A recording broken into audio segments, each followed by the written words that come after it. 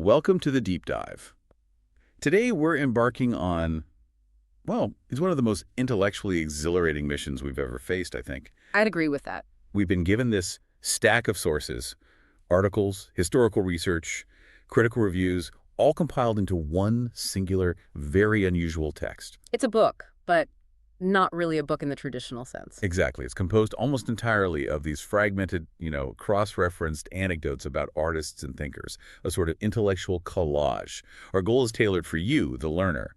Gain knowledge quickly but thoroughly by extracting the absolute essential nuggets of wisdom and insight from this unique body of material. It's a spectacular shortcut, really. The source material is essentially an anti-novel. An anti-novel. I like that. Yeah, it bypasses all the exposition, all the lengthy descriptive passages, and it presents us instead with thousands of discontinuous, non-linear, sometimes hilarious, sometimes heartbreaking facts. Just the raw data points. Exactly. It's an assemblage of data points that, when you view them together, they paint this massive mural of genius and struggle.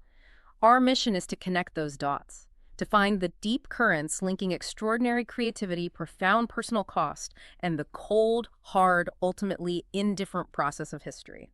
And the genius of this structure is that it forces you to synthesize. You're absorbing a century of intellectual references and allusions almost instantly, but anchoring this vast sea of, historical trivia is a crucial, deeply human thread. The consciousness of the man who is compiling it all. Right, known only as novelist. And that thread provides the pathos. It grounds the entire deep dive.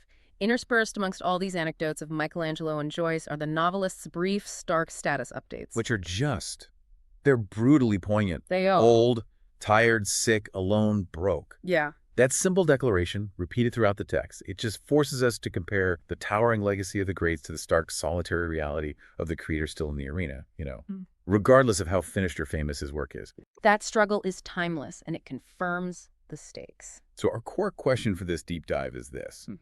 What does this entire accumulation of surprising facts, the hilarious, the tragic, the utterly bizarre, what does it tell us about the cost of creativity and the capricious nature of memory? A huge question. It is. Okay, let's unpack this. And I think we have to start with a necessary dose of humility, examining how the history we hold sacred was often dismissed as just garbage upon arrival. Let's do it.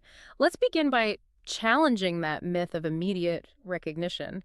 We tend to view these canonical works, the certified classics, as having been universally admired from the get-go. Right, like they just appeared fully formed and everyone said, a masterpiece. Exactly.